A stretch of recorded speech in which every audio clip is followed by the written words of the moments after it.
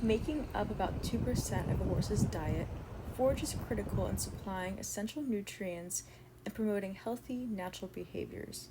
To ensure a pasture is satisfactory to horses' nutritional requirements, pasture evaluations can be performed to paint a picture of what future steps are needed in management. The Bucolic Park pasture was evaluated with the sward height measurement method and step point technique. Proper sward height management promotes sustainable pasture use and improved animal nutrient consumption. When to start or stop grazing relies on forage height. Grazing should be started when grasses are 6 to 8 inches tall or about the size of a standard water bottle standing upright. Grazing should cease when grasses are about 3 to 4 inches tall or when an average water bottle is placed on its side. This is because the bottom 2 inches of the pasture grass contains a lot of non-structural carbohydrates. Over time, metabolic conditions such as laminitis or Cushing's disease are at risk of developing. Data was collected in zigzag patterns at regular intervals. After about taking 25 points of data, it was determined the average height of the pasture was about 3 inches. It did not reach the 6 to 8 inch tall target, so it is not ready to be grazed. Once the pasture grows back appropriately, it is important to reintroduce grazing in 15-minute increments until 5 continuous hours is reached.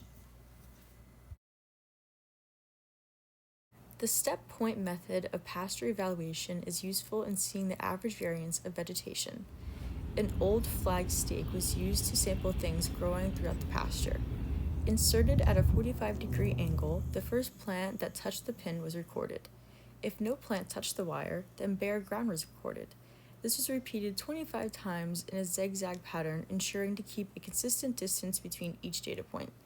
The types of grasses and weeds were also recorded to get a more comprehensive picture of pasture composition.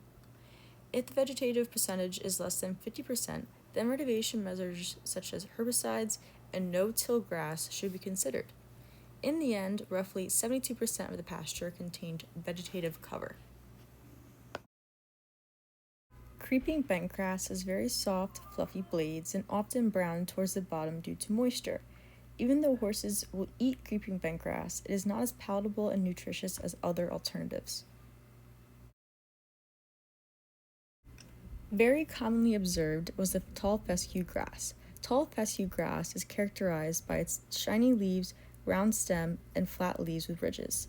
This grass is resilient to overgrazing and poor soil and provides moderate nutritional value, although it is helpful to be aware that it could be dangerous to pregnant mares and foals due to a fungus that interferes with hormonal regulation. Orchard grass is one of the preferred forages by horses.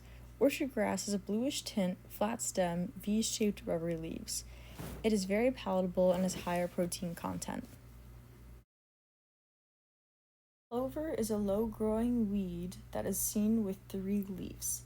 It is high in protein and can be very palatable.